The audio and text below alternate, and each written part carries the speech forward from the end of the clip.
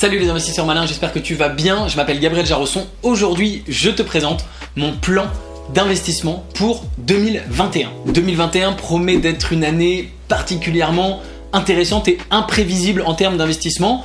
Évidemment, la crise du Covid-19 est toujours en cours, on ne sait pas à quelle vitesse elle va s'arrêter, ou est-ce qu'elle va même s'arrêter. En parallèle de ça, les gouvernements du monde entier déversent des milliards, des centaines de milliards, des milliers de milliards de dollars, d'euros dans l'économie, que ce soit en Europe, aux États-Unis, partout ailleurs.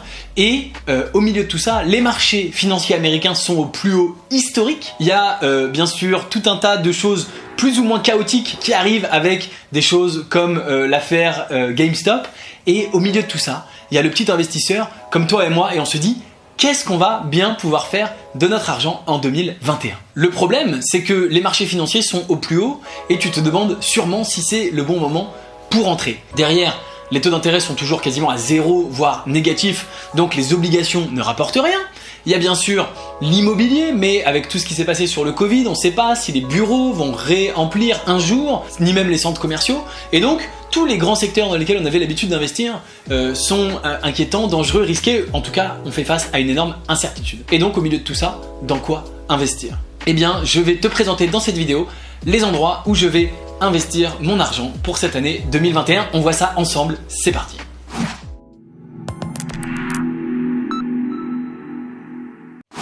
C'est extrêmement important de planifier en avance là où tu comptes investir ton argent. Ça te permet d'éviter d'être en réaction face aux événements. Beaucoup de gens d'ailleurs en 2020, c'est une chose que j'ai plutôt applaudi, au moment de la crise, se sont dit tout d'un coup, se sont réveillés en disant ah tiens bah ça y est, je voudrais investir dans les marchés boursiers pour profiter de la crise, pour profiter de cette baisse. Mais ça peut être une bonne idée, en l'occurrence a posteriori aujourd'hui, ça leur a réussi puisque tous les gens qui sont entrés sur les marchés en mars, avril, mai, quand ils étaient bas, ont bénéficié d'un rebond. Mais ça, on pouvait pas le savoir avant, d'accord ? On pouvait pas le savoir en amont. Ça aurait pu très bien continuer à baisser. Et surtout, ils étaient dans la réaction. Donc, ils n'étaient pas dans la bonne stratégie. La bonne stratégie, elle n'est pas de réagir, elle est de mettre en place un process et donc de ne pas réagir aux différentes nouvelles, à la hausse, à la baisse, etc., etc. C'est personnellement mon cas. J'avais un plan d'investissement précis en 2020 que j'ai suivi finalement indépendamment de la crise du Covid. Alors c'est parti, entrons dans le vif du sujet. Ce qui rend difficile finalement cette année 2021 pour les investissements, c'est ce que tout le monde a appelé la reprise en K. Donc la reprise en K, qu'est-ce que c'est ? C'est qu'il y a deux parties comme un K, une partie de l'économie qui se porte bien, qui est même en croissance, et une partie de l'économie qui va mal, voire très mal, et qui est en décroissance. Ça se reflète bien sûr sur les indices boursiers, mais je te parle même en général. Si tu regardes autour de toi, il y a énormément de boîtes qui vont très bien, qui performent, qui tournent, qui ont mis en place des outils digitaux où tout va bien, et puis il y a des boîtes où rien ne va, tout va mal.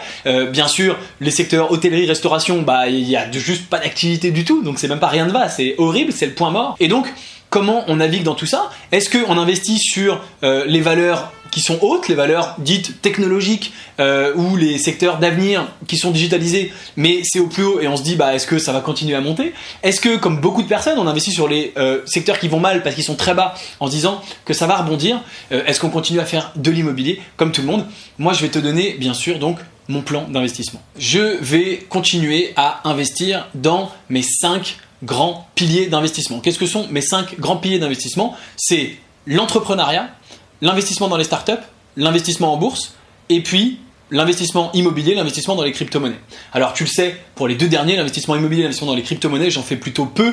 Les crypto-monnaies, j'ai eu la chance d'investir en 2016, bien avant les bulles, etc. Et je suis, comme tu le sais, un investisseur long terme. J'y ai pas beaucoup réinvesti depuis puisqu'il y a eu beaucoup de frénésie et je voulais me tenir un petit peu en dehors du marché. Je considérais que j'avais investi une partie de mon portefeuille, une partie minime, tu le sais, puisque il s'agit toujours d'investissements risqués, donc il faut investir un petit pourcentage de son portefeuille. Et puis l'immobilier, c'est la même chose, j'en ai fait pas mal et puis j'ai décidé maintenant de me calmer pour la simple et bonne raison que déjà c'est de plus en plus difficile évidemment d'obtenir l'accord des banques quand tu multiplies bien sûr les opérations et puis ça prend quand même un petit peu de temps de gestion. Or, tu le sais, j'accorde beaucoup de valeur à mon temps. Par contre, sur mes 3 principaux, donc entrepreneuriat, start-up et bourse, bah là je continue à mettre le paquet. Ce qui est très important, c'est que je continue indépendamment de ce qui se passe. C'est ce que, encore une fois, je suis en train de faire avec ce plan. C'est-à-dire que c'est une très mauvaise idée de se dire j'investis en bourse en 2020 parce qu'il y avait la crise, et puis en 2021 je vais investir ailleurs, et puis etc. De sauter d'une branche à l'autre et de papillonner. Il faut au contraire avoir une stratégie consistante. Donc bien sûr, l'entrepreneuriat, c'est développer Léonis Investissement, hein. Je n'ai eu de cesse que de faire ça depuis ces presque 4 dernières années. Continuer à faire des vidéos YouTube régulièrement comme je fais là. Donc je continue qu'il pleuve, qu'il vente ou qu'il neige. Continuer l'investissement dans les startups. Bon bah pareil, c'est dans le cadre de Léonis Investissement. On a investi finalement dans 14 startups en 2020, et cette année je pense qu'on va faire à peu près pareil. On a investi, tu le sais, j'ai fait des vidéos là-dessus, plus de 6 millions de dollars en tout en 2020. Pareil, en 2021 je pense qu'on va pas loin de doubler. Donc je continue de façon finalement consistante. Ce qui est très intéressant, je crois que j'avais fait une vidéo là-dessus bien sûr, c'est que les startups de Léonis Investissement, les startups du portefeuille, ont toutes très bien traversé la crise, simplement parce que c'était des startups du digital, c'est des startups digitales qui étaient tout à fait prêtes à travailler à distance, qui étaient tout à fait prêtes à continuer à progresser et à vendre en ligne, etc., etc. Il y avait quand même certaines boîtes du portefeuille, je pense à une en particulier, qui était une startup digitale, mais qui avait pour client les restaurants. Alors là, on ne peut pas faire plus impacté, mais comme c'est une boîte digitale et un fondateur talentueux, eh bien, il a immédiatement pivoté dès le début de l'année 2020, dès le début de la crise, pour continuer à servir des clients qui, eux, n'étaient pas fermés, tout simplement. Donc, continuer régulièrement à investir dans les startups, c'est ce que je fais depuis des années, et c'est ce que je continue de faire. Je fais une petite parenthèse pour te préciser que dans cette vidéo, on réfléchit en se disant oui, mais est-ce que les marchés technologiques américains seraient au plus haut? Est-ce que ce serait une bulle? Est-ce que ça va éclater? Est-ce que ça va baisser? Ce sur quoi je vais revenir dans un instant quand je te parle de bourse, mais investir dans les startups de la Silicon Valley, c'est de toute façon une très bonne chose, puisque les startups ne subissent pas vraiment l'effet de bulle, pour la simple et bonne raison qu'on investit très tôt dans des petites boîtes qui valent pas encore grand chose. Donc quand les valorisations des grosses boîtes tech américaines sont énormes, ça peut gonfler bien sûr encore de façon supplémentaire la valorisation de ces startups dans lesquelles on a investi et nous faire des exits encore plus énormes et gigantesques, ce qui est très bien, tant mieux pour nous. Mais même quand il n'y a pas de bulle, même quand le marché est à un niveau normal, ou même s'il y avait un éclatement de bulle, eh ben, une petite startup qui ensuite grossit pendant plusieurs années, eh ben, ça vaut toujours plus qu'au moment où on avait investi, puisqu'elle a grossi indépendamment des bulles et des marchés, etc., etc. Donc c'est bien sûr un investissement anti-bulle, anti-crise financière, ce qui est très intéressant de mon point de vue, et ce qui est encore un argument supplémentaire pour investir dans les startups de la Silicon Valley. Et évidemment, si tu veux investir avec nous dans les startups de la Silicon Valley, tu peux rejoindre le club privé Léonis Investissement, le lien est dans la description. Tu connais la chanson. Donc, j'investis sans m'arrêter dans l'entrepreneuriat, j'investis sans m'arrêter dans les startups. Et puis, je vais continuer à investir dans les marchés financiers, ce qui est très important, ce que tout le monde te dit, les plus grands experts, les plus grands investisseurs, Warren Buffett et les autres, tu les connais, etc., etc., c'est qu'il ne faut pas essayer de timer le marché. Il ne faut pas essayer de timer le marché, ça ne sert à rien. Tu ne sais jamais où seront les points hauts et où seront les points bas. Beaucoup de gens disent que les valorisations sont un petit peu élevées en ce moment et qu'on pourrait avoir une bulle, mais tous les experts te disent aussi que cette fameuse bulle pourrait éclater dans 5 ans. Et n'oublie jamais cette phrase fondamentale: les investisseurs ont perdu plus d'argent en tentant d'anticiper les crises que pendant ces dernières. Donc peut-être qu'aujourd'hui tu veux pas rentrer sur le marché parce que tu te dis il est trop élevé, et les gens qui sont dans le marché aujourd'hui comme moi, peut-être que la bulle va éclater, peut-être qu'il y a une bulle, mais qu'elle va éclater dans 5 ans. Et donc pendant 5 ans ça va monter. À la limite, quelqu'un pourrait vendre dans 4 ans s'il a le nez, mais surtout, même s'il y a une bulle, que ça retombe, est-ce que ça retombera plus bas qu'aujourd'hui, début janvier 2021? C'est possible, c'est déjà arrivé, mais peut-être que non. Donc peut-être que ça aura tellement monté pendant 5 ans que quand ça va baisser, ça sera pas aussi bas qu'aujourd'hui, et que donc tu auras quand même gagné de l'argent en entrant aujourd'hui. De la même manière, tous les gens qui sont rentrés en mars, avril, mai, juin, au moment de la crise sur les marchés, ils ont voulu timer le marché. Ils ont eu de la chance cette fois-ci, ce qui est d'ailleurs très dangereux, ça va leur donner confiance pour la suite. Mais il aurait pu aussi très bien se passer, comme dans d'autres crises, que le marché baisse pendant 3 mois, mais qu'après il continue de baisser pendant 1 an ou 2.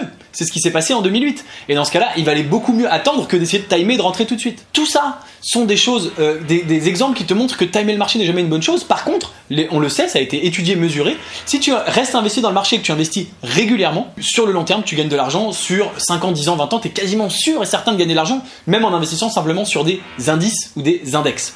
Donc, voilà ce que je vais continuer de faire en 2021.